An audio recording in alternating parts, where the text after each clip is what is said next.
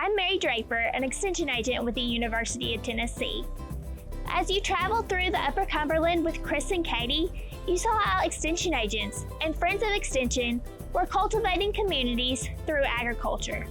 In this mini-series, we're going to focus on the family by looking into food, fitness, and finances. We hope you enjoyed this episode of Cultivating Communities Family Focus.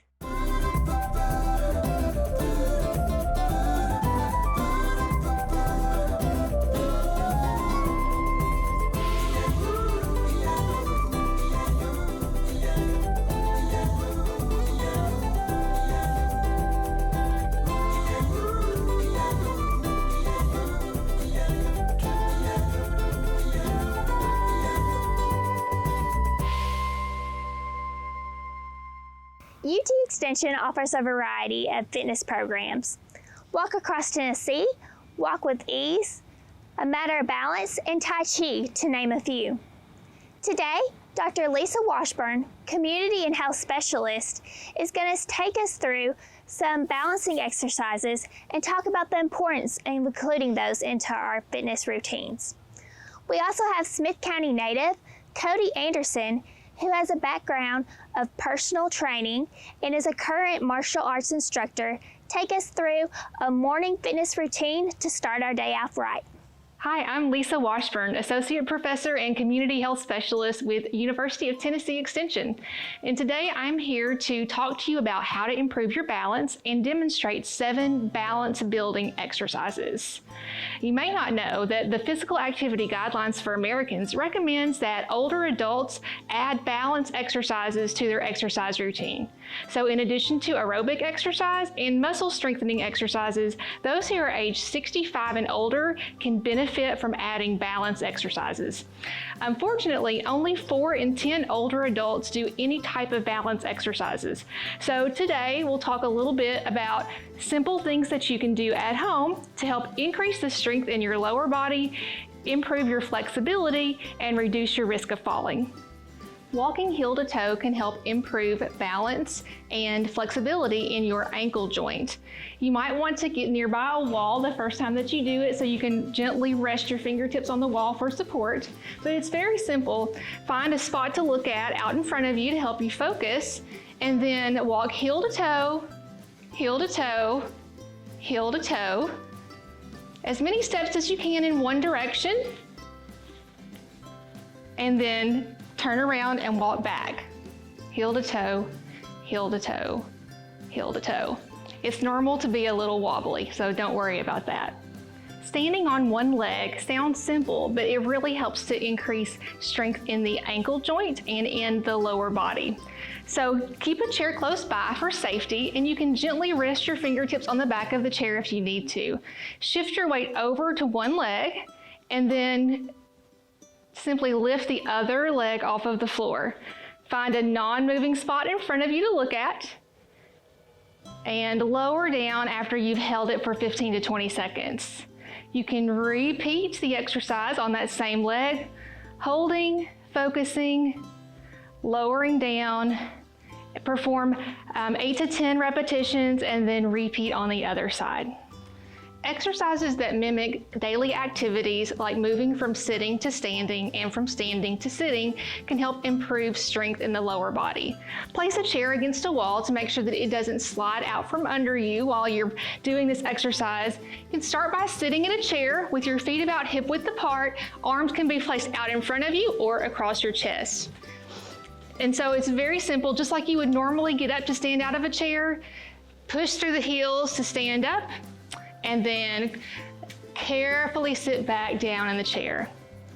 Push through the heels to stand up. Sit back carefully.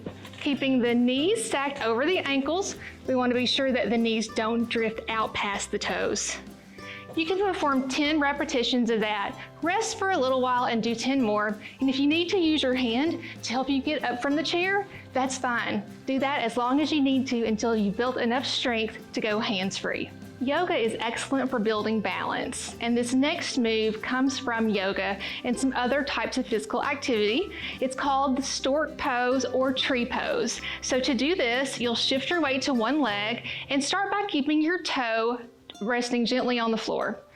If you feel stable here, you can move your foot up to the inside of your calf and place your hands at the middle of your chest.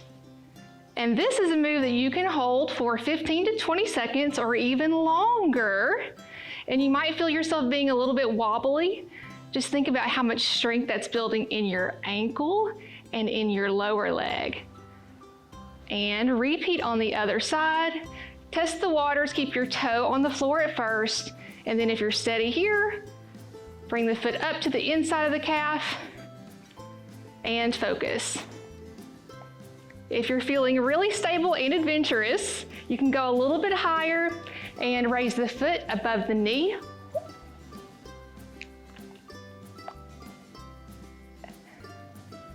There it is. There's my stability. I'm finding a spot to look at and focusing, and hold for 15 to 20 seconds and then release. The next exercise is a calf raise, also called a toe stand or a heel raise. It's great for increasing the strength and flexibility in your ankle joint. Your ankle may be one of the most important joints for balance. It helps you to detect changes in terrain as you walk, and it sends a message to your brain when you need to make an adjustment to prevent falling or tripping. So to do this exercise, stand behind a chair or a countertop. Fingers rest lightly on the back of the chair, so we're not leaning on it for support, very gentle. Your feet should be about shoulder width apart, and you simply rise up on your toes and hold for a beat, and slowly lower it down. Lifting, holding for a beat, and lower back down. This is an exercise that's really easy to do standing in front of your television set, or maybe during commercial breaks. Do 10 repetitions of this, rest, and repeat. Flexibility in the ankle joint is very important. So stretching the area in the back of the leg can really help to increase that flexibility and play an important role in preventing trips and falls. So from behind a chair, you'll take a step back and press your heel into the floor. This is a calf stretch or a heel cord stretch, it's sometimes called that. So pressing the heel into the floor, we'll hold for 15 to 20 seconds and repeat on the other leg for 15 to 20 seconds. Because this is a stretching exercise, we'll want to repeat it also. So we'll do each stretching exercise twice to make sure that we are really getting our muscles nice and loose. The important thing to keep in mind for balance building exercises, flexibility building exercise, is that it doesn't have to be just something that requires you to balance to do it. Recreational activities like gardening, Tai Chi, and yoga, some types of sports, all incorporate balance training. So all types of physical activity counts, but especially for older adults, adding some intentional balance exercises can help you to stay fit, healthy, and independent.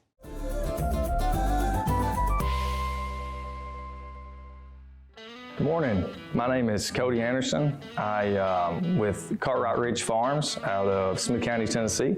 I was formerly in the Marine Corps for 8 years. I worked as a force fitness instructor trainer.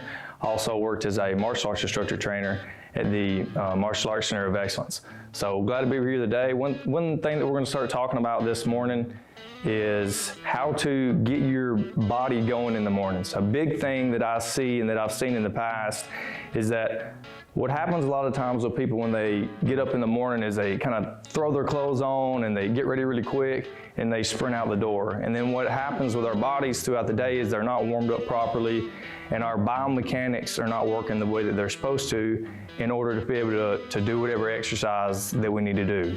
So one thing that we're going to try to focus on today is working on a little bit of general mobility. Just like how a house is built with your foundation starting at the very, very bottom and being very, very stern, ankle mobility is extremely important. And so that's one thing that we're constantly going to try to harp on, is making sure that your ankle mobility is very good. Because if my ankle works correctly, then it also helps my knee to work the way that it's supposed to. Then my knee works correctly, and that makes my hip work the way that it's supposed to, and all the way up the body. I've worked with people that a lot of times that will have back issues, and what those back issues actually stem from is just bad ankle mobility. So we're just going to do a small, what I would consider a general mobility card. And what that does is, first thing in the morning, it shouldn't take any more than 5 to 10 minutes. And what that's going to allow you to do is be able to get your body and your joints warmed up the way that they're supposed to, get that synovial fluid working in order to be able to do whatever exercises that you need to do throughout the day. All right, so the first mobility exercise that we're going to get into is going to be working on our neck. Okay, so for simple uses, we're just going to do around 5 repetitions just to kind of show you what it looks like. But usually you're going to be doing around 20 to 30 repetitions of this every morning.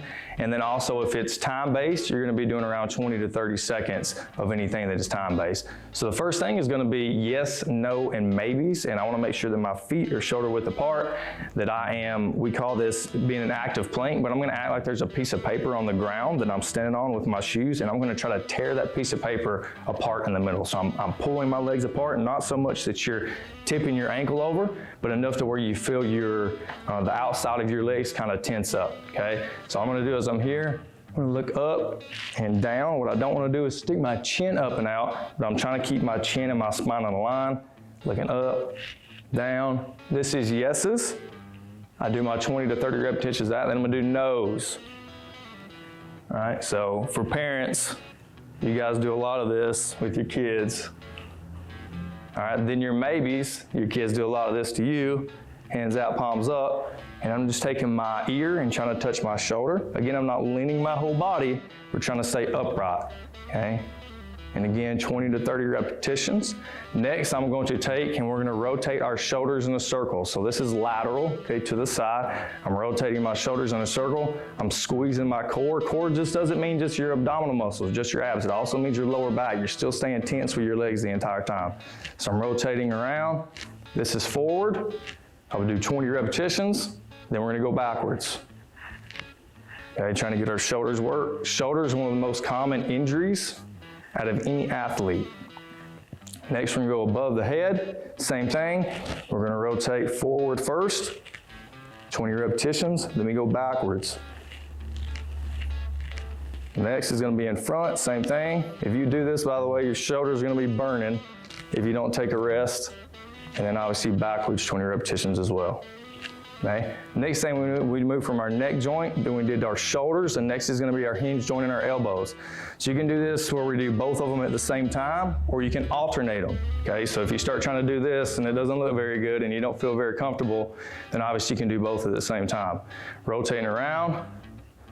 Next, I like to go in front, rotate forward, rotate backwards. Again, 20 to 30 repetitions each.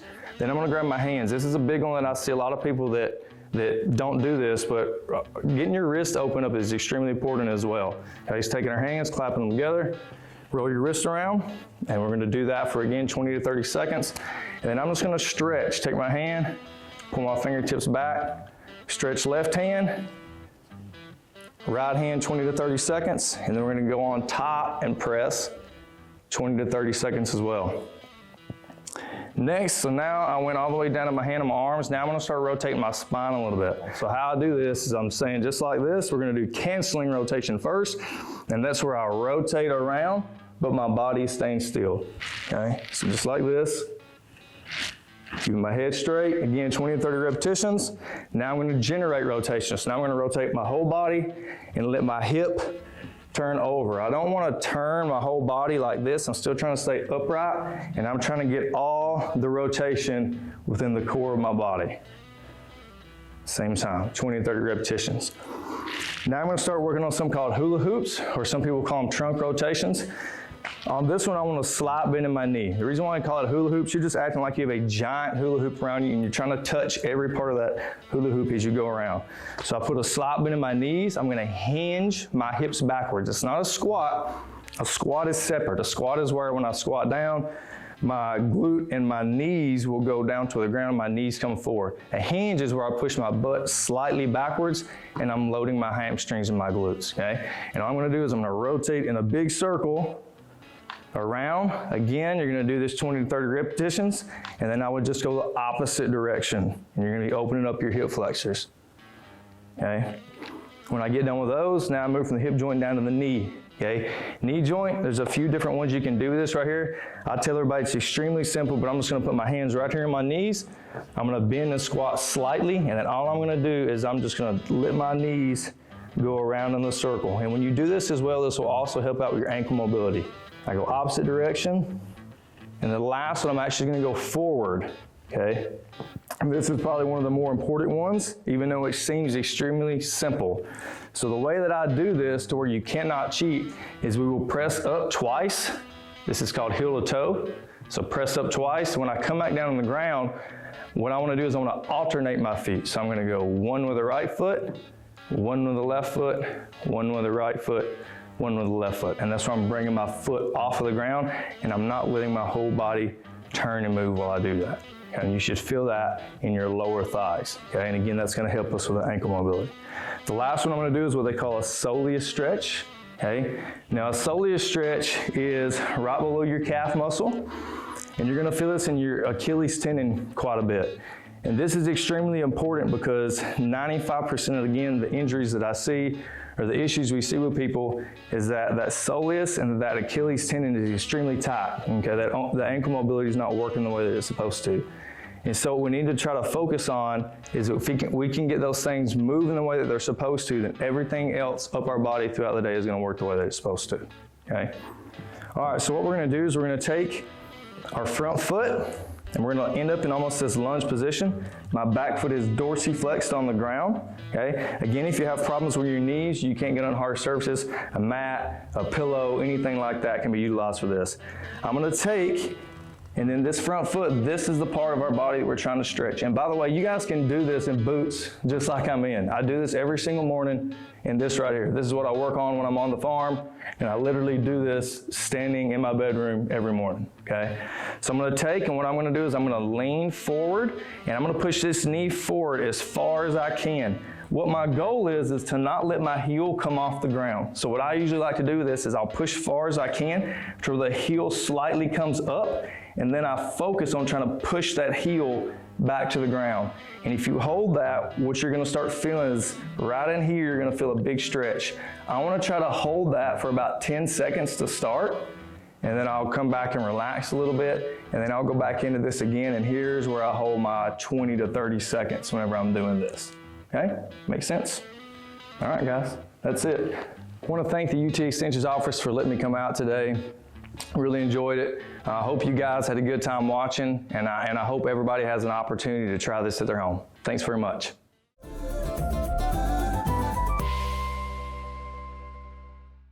When we think about our exercise routine, many times we think about the equipment it might take to perform those exercises, as well as the time and energy, but we don't often as readily think about the food that we need to energize our body.